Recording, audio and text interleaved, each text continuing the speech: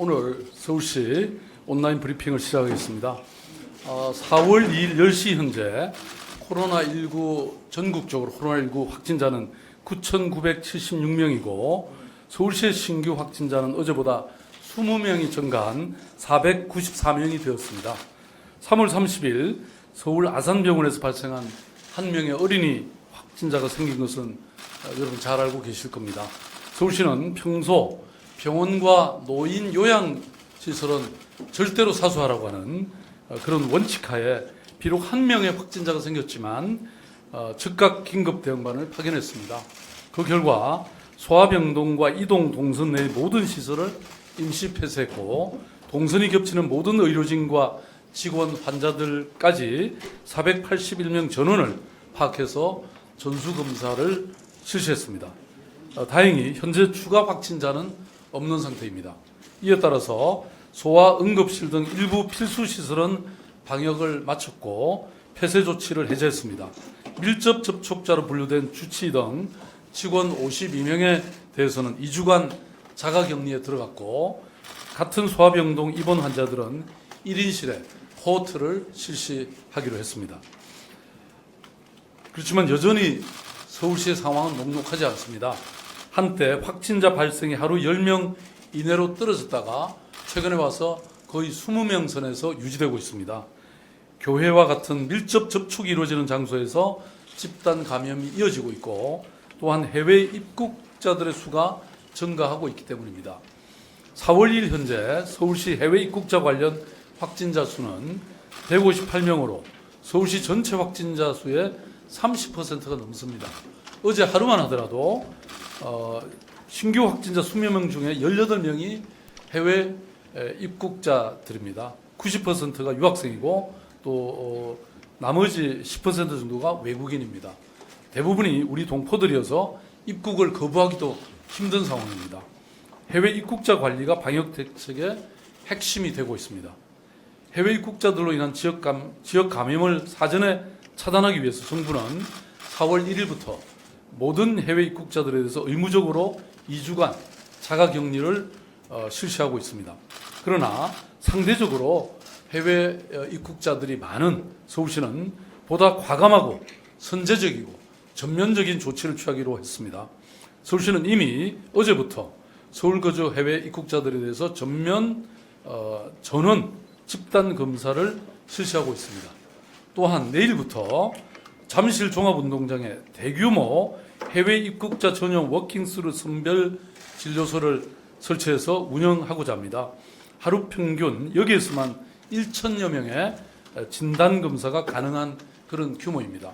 따라서 서울 거주자의 경우 발열 체크를 통해서 유증상자는 인천공항 선별진료소에서 검사를 받고 무증상자들은 집으로 가기 전에 잠실 종합운동장에 마련된 해외 입국자 전용 워킹스루 또는 해당 보건소 선별진료소에서 진단을 받게 될 것입니다. 이것은 일단 귀가하게 되면 다시 일부러 나와서 선별진료소에서 검사를 받아야 하는 것이 자가격리 중에 하는 것이 굉장히 위험하기도 하고 또 불편하기도 하기 때문에 입국 즉시 이런 검사를 받도록 하자는 취지입니다. 입국자들의 이동을 돕기 위해서 서울시는 공항에 8대의 리무진 버스를 따로 마련해서 이송 서비스를 제공하겠습니다. 특별한 이유로 입국 당일 진단검사를 받지 못하는 경우에 가까운 시일 내에 모두 집 근처 보건소 선별진료소에서 검사를 받아야 합니다. 검사에서 음성이 나왔다 하더라도 2주간은 자가격리를 유지해야 되고 그 기간 내에 증상이 발현되면 즉각 재검사를 받아야 합니다. 해외 입국자들은 입국 전에 2주간 의무적 자가격리에 대해서 충분히 인지하고 있어야 하고 입국 과정에서 자가격리자 안전보호 앱을 다운받아야 합니다. 자가격리 기간 동안은 최대한 접촉을 피해야 하고 가족들도 철저하게 접촉을 피해야 합니다. 만약 자가격리 규정을 위반하거나 이탈하는 것이 촉발되면 무관용으로 단호하게 대처할 수밖에 없음을 알려드립니다. 참고로 4월 5일부터 보건당국의 격리 조치를 위반할 경우에 감염병 예방법 위반으로 1년 이하의 징역이나 1,000만 원 이하의 벌금이 부과될 수 있습니다. 지금 시민들께서는 많은 불편과 고통을 감수하면서 방역의 주체로서 적극적으로 감염병과 싸워나가고 있습니다. 덕분에 지금까지 서울시는 잘 지켜내고 있습니다. 그러나 한두 사람의 무분별하고 몰지각한 행동이 우리 모두가 힘겹게 지켜온 뚝을 한 번에 허물 수가 있습니다.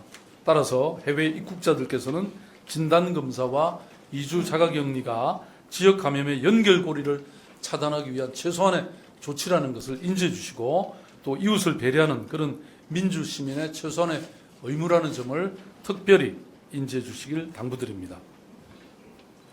다음으로 많은 시민들이 궁금해하시는 서울시 재난긴급생활비와 정부의 긴급재난지원금과 관련된 서울시 입장을 말씀드리겠습니다.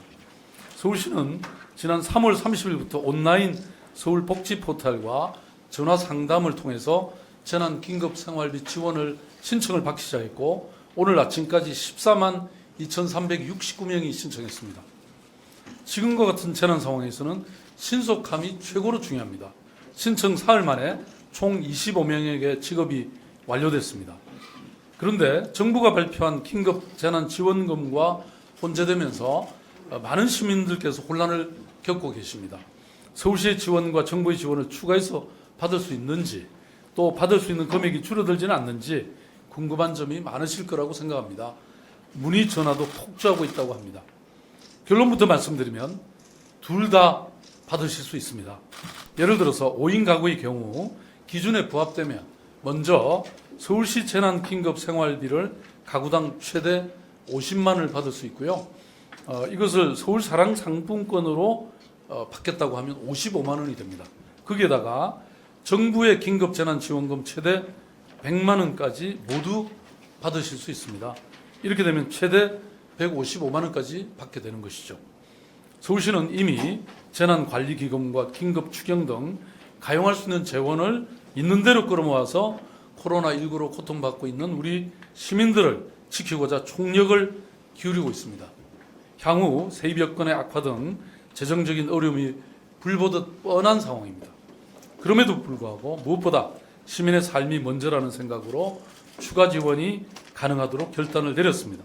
마른 수건을 쥐어 짜서라도 방법을 강구하겠습니다. 서울시는 긴급재난지원금 지원을 위한 정부 방침에 따라 정부와 지자체 분담 비율을 8대1을 기준으로 약 3,500억 원에 달하는 그 추가 재원 마련을 위해서 뼈를 깎는 심정으로 특단의 조치를 취하기로 했습니다. 서울 시민을 살리기 위한 1차 재난긴급생활비, 2차 5조에 이르는 민생혁신금융 열흘 약속에 이어서 서울시의 세 번째 결단입니다. 이를 위해서 2차 추경을 통해서 코로나19로 인한 시민들의 어려움을 덜어줄 재원 마련에 최선을 다하겠습니다. 다리 하나를 베어낸다는 결단도 내리겠습니다. 서울시가 추진하고 있는 중요 사업도 포기하겠습니다. 그렇게 해서 심각한 타격을 입은 재난 사각지대 시민들과 취약계층 시민들을 더 두텁게 더 많이 지원하겠습니다. 시민이 먼저 있고 서울시가 나중에 있다는 것이 서울시의 철학입니다. 시민이 살아야 서울시도 살 수 있다는 것이 저의 소신입니다. 이와 같은 결단에 전폭적인 공감과 지원을 주신 신원철 서울시의회 의장님, 이현찬 예결위원장님, 유용 기경위원장님, 김혜련 보건복지위원장님, 그리고 서울시의회 김용석 민주당 원내대표님을 비롯한 서울시의회 의원님 모두에게 감사 말씀을 드립니다. 정부가 발표한 긴급재난지원금이 지급되기까지는 구체적인 지원 방식 확정과 2차 국회 2차 추경 통과 등 적지 않은 시간이 소요될 것으로 보입니다. 그동안 혹시나 정부 지원을 못 받게 될까 봐 서울형 재난 긴급생활비 신청을 미뤄왔던 분들은 먼저 서울시의 지원을 받으시고 이어서 추후에 정부 지원도 신청하시기 바랍니다. 다음으로 학부모님들께서 촉각을 곤두세우고 계시는 온라인 개학에 대해서 지원 방안을 말씀드리겠습니다. 개학이 연기되고 단계적 온라인 개학으로 방침이 정해짐에 따라서 원격 수업에 대한 준비도 시급해졌습니다.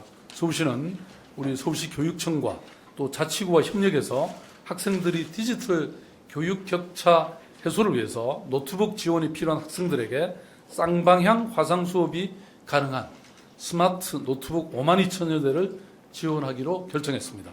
이를 위해서 서울시와 서울시교육청, 자치구가 각각 4대 4대 2의 재원을 분담하기로 결정했습니다. 함께해 주신 우리 조영 교육감님 그리고 김영종 종로구청장님을 비롯한 25개 구청장님들께 감사드립니다. 우리는 하나가 돼서 이 고난을 극복할 수 있습니다. 또한 장기적으로 교사들의 온라인 콘텐츠 제작 시에 집단 지성을 활용해서 교사의 부담을 완화하고 양질의 교육 콘텐츠를 제공할 수 있도록 교육청과 함께 긴밀히 협조해서 교육 공유 시스템을 만들어가겠습니다. 이와 관련해서는 조현 서울시 교육감께서 직접 대책을 발표하실 것입니다. 아울러 돌봄 공백을 줄이기 위해서 초등학교 돌봄 교실과 서울시 우리 동네 키움센터를 유기적으로 연계하는 촘촘한 돌봄망으로 돌봄 공백을 최소화할 수 있도록 최선을 다하겠습니다. 우리는 지금까지 잘 싸워왔고 또 잘 싸워낼 것입니다. 지난 70여일의 과정이 그걸 증명해주고 있습니다. 서울시는 세계 최고의 방역 도시입니다. 모두 시민 여러분들이 해낸 일들입니다. 서울시는 자랑스러운 시민들과 또 시민들의 건강과 안전을 지키기 위해서 앞으로도 투명하고 또 선제적으로 대응하겠습니다. 시민의 삶을 먼저 생각하겠습니다. 우리 아이들이 안심하고 등교할 수 있도록 서울시도 최선을 다하겠습니다. 서울시는 언제나 코로나19와의 전쟁에서 최전선에 서겠습니다. 서울시의 백신은 변함없이 시민 여러분들입니다. 감사합니다.